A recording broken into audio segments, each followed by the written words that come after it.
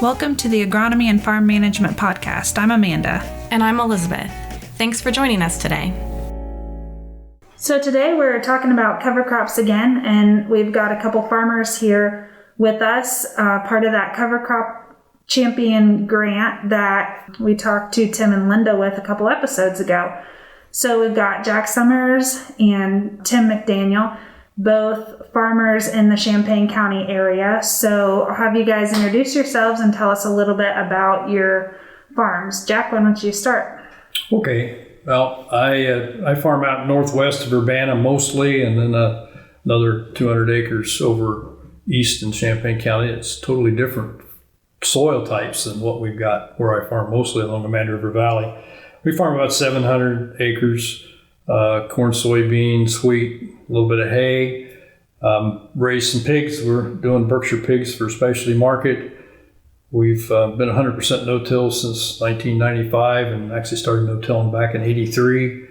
And cover crops we started in 2012. It's our first experience. Tim? Yes, I farm basically from Kings Creek to Mutual in eastern Champaign County. We have corn, soybeans, and occasionally a little bit of wheat on some tougher ground, so we can do some additional things with cover crops. Most of our ground has been continuously no-tilled for roughly 30 years. We played with no-till and some ridge-till prior to that, but continuous no-till for about 30 years.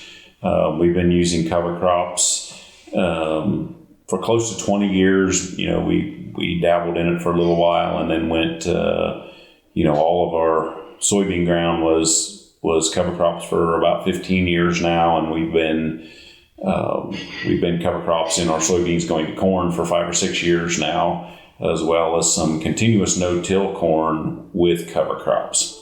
So how did you become interested in using cover crops on your farm? Well, I guess I started hearing a little bit about it back prior to our first start, and we had a meeting with some other guys, and somebody said, anybody interested in doing some cover crops? And about 15 hands went up out of a group of 35 or 40 people, and they said, well, we better look at that. So they made an opportunity available to us to start.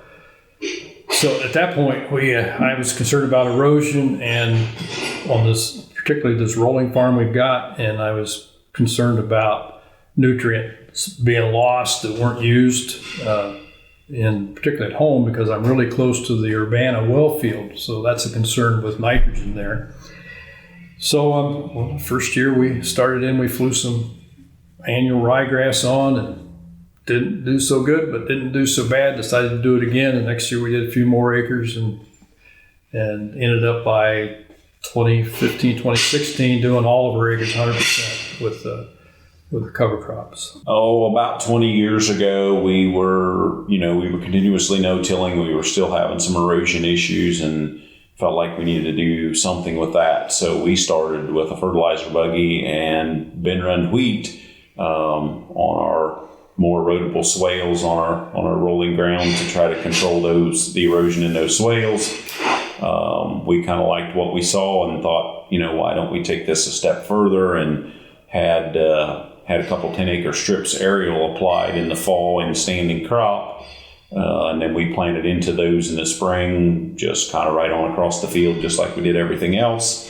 Didn't have any issues with that. And so then we went full bore, cereal rye aerial applied into our standing corn going to soybeans.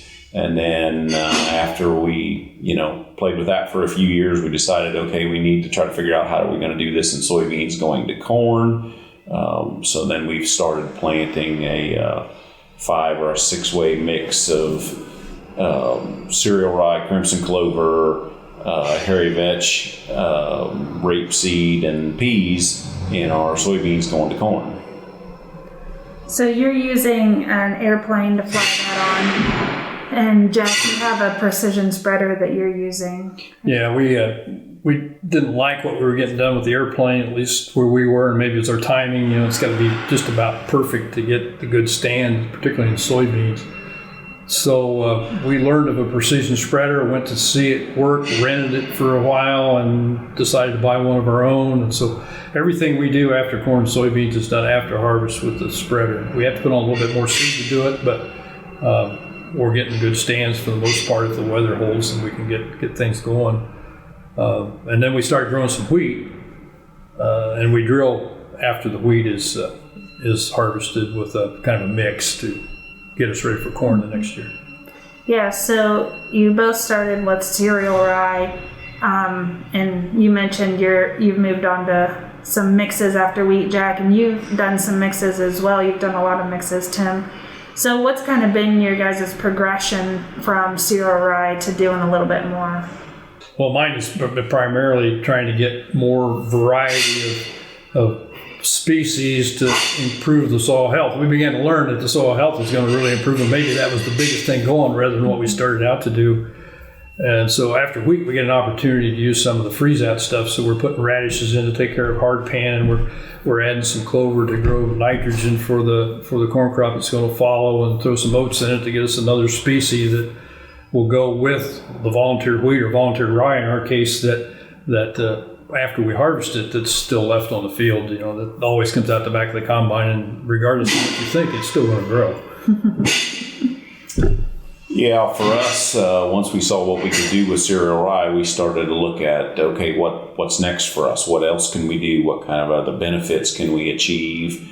Looking in general for more diversity in what we're planting for soil health benefits.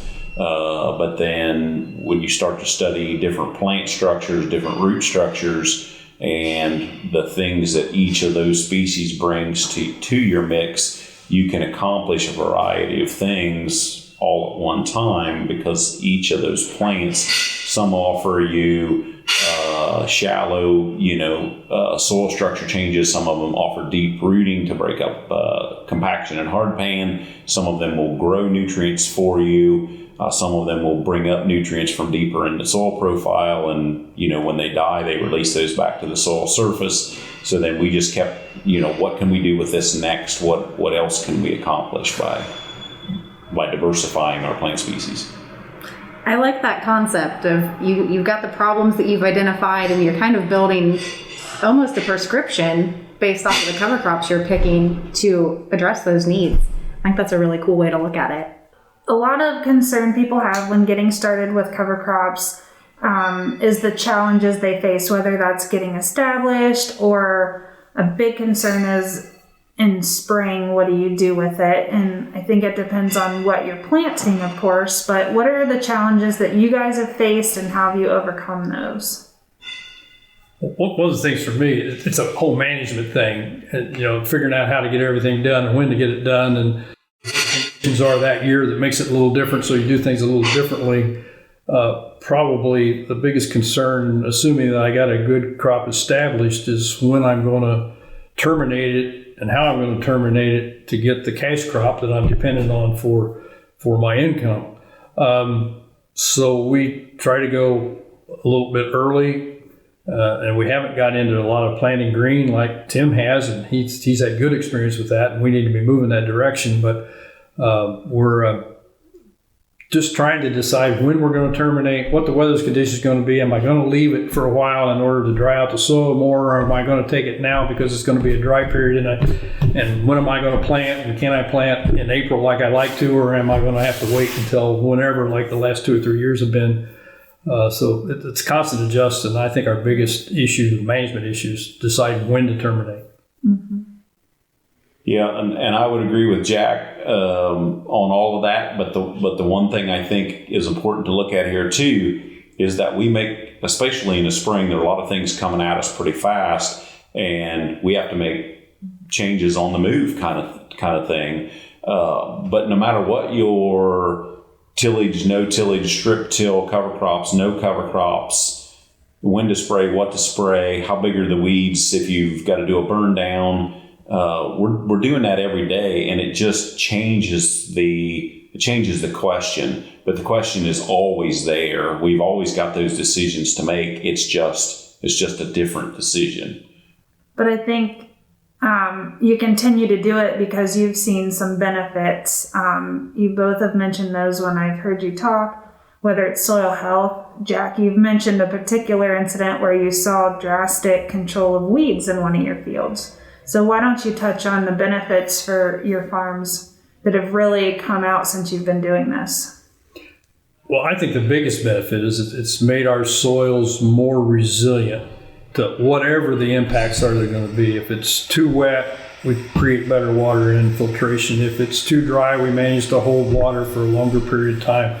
If we've got a fall emerging weed problem, the rye will pretty much take a lot of that stuff out that had been a problem before. We used to have to fall spray. Now we burn down the rye in the spring, and it accomplishes the same purpose. Plus, the rye has already taken out most of those things that are a problem.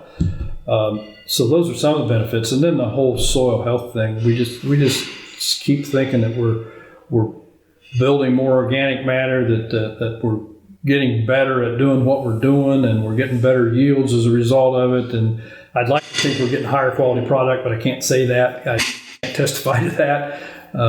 But there's a lot of things that happen in the soil that can really make it more resilient and let you get by the issues that we have all the time anyway. Yes, I think we're getting some weed control effects. That's helping us with our chemical program, especially now we have water hemp coming into the area, and I think our cover crops are going to be a really big help in water hemp control. We're soil structure improvements. We're looking down the road to increased organic matter and deeper soil rooting. So, we have these dry spells like we just went through here 2 to 3 weeks ago. If we have more water available to us and more depth of soil for those crop roots to penetrate to access water, I think that's going to be a great benefit to us in the future. This is a lot of great information, and I think the program you guys are involved with here with the Cover Crop Champions is really exciting because you're getting the opportunity to share these experiences with other farmers. So what would be maybe the top 1 or 2 things that you would give a farmer thinking about introducing cover crops into their farm as advice? One of our guys says, start small and hide it so nobody else can see it, so that you can experiment with it and know what's going on. So start with a few acres, start with a simple program, and then build from there. And decide what it is you think is most important. If it's erosion control or you want to retain water, you plant a little different species to do those things. But whatever you do, get started doing something, learn from your mistakes, improve them, expand. That's pretty much what we did on our plate. I would say start small, start with something simple, but above all, know what you're trying to accomplish before you start. Because if you don't know what your end goal is, you won't know when you're done whether you met that goal or not. And then I'm not worried about hiding it. I think there's enough people that have done it now that it's out there. It's not the unusual thing it was 10 years ago, maybe, and I'm not so sure you have to hide it. I like that perspective. I think sharing our mistakes is some of the best ways we get to learn from each other. If you've made a mistake and, Tim can learn from something that you did and not repeat it, I think that's nothing but benefit for all of us. That's awful hard when your neighbor calls you and said, what did you do in the back in that 40 acres over there? Well, the good thing is you can always partner with Extension for research, and then you can just blame it on me. Yeah. Say, I let Elizabeth do that, and she's nuts. Yeah, some of the conversation we had in our roundtable meeting this morning, guys asking, can they kill it at this point, or what should they plant? And I think it is important, just what you're comfortable with, start there.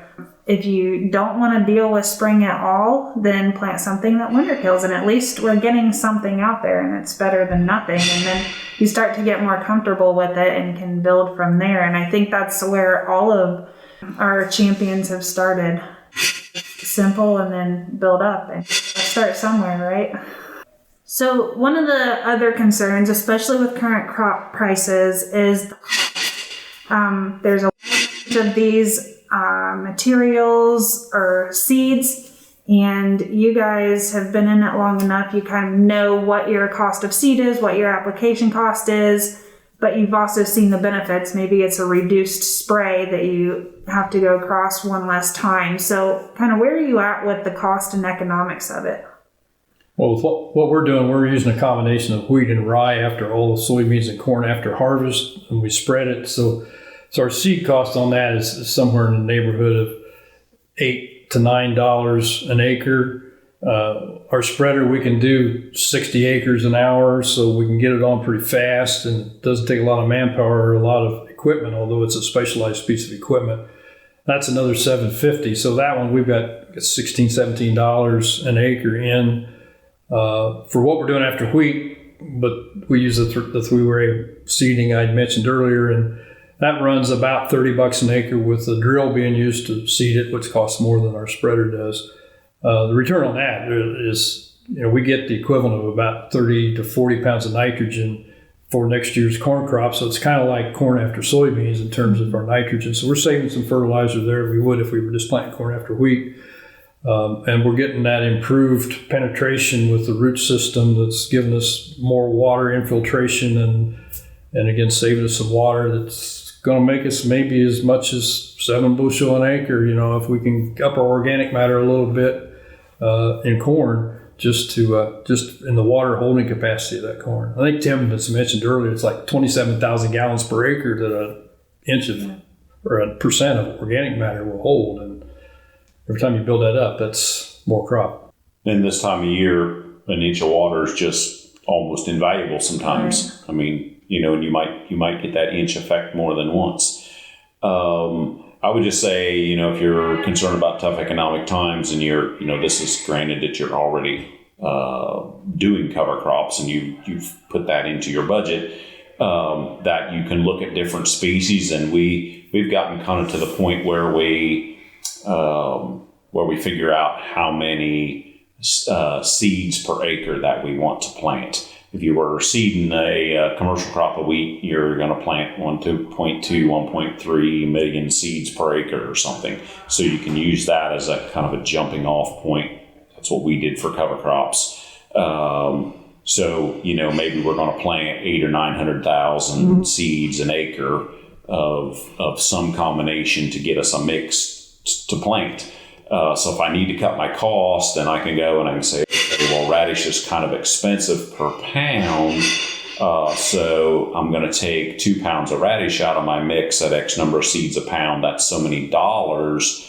Now I want to put that equivalent amount of seeds per acre back into my mix, but I'm going to look at something else that I think I can get a similar effect, maybe that radish was going to give me, but yet at a lower cost per pound of seeds, so then I can cut my cost of my mix, but keep the same number of seeds per acre, keep my population the same, and get a similar effect, but cut it through changing my mix. Yeah, there's a lot of different options out there. So you might see the price of something and go, whoa, but I mean, there's 20 different seeds, maybe even more, that you could use as cover crops. So a lot of options if you want to get started. It doesn't have to be a hindrance, I don't think. Well, one last thing that I want to mention is we are doing a Drive It Yourself tour. It's September 17th from 5 to 8 p.m. So Jack has one of those farms on the tour. It's northern Champaign into Logan County. Tim Leiden, who was on our podcast earlier, and then Tom Smith as well. So you can find that information. We'll put it in the corn newsletter. I've got it up on the Champaign County website, or just if you know one of our farmers, hit them up for the information. But we'd love to see you out, see some crops and mixes that are growing after wheat, to get you excited about growing cover crops as well. So thank you guys so much for sharing. I think it's a wonderful outlet where we can all start learning from each other and be successful. Thanks for asking me. Thanks for listening to the Agronomy and Farm Management Podcast. Join us again in 2 weeks for our next episode.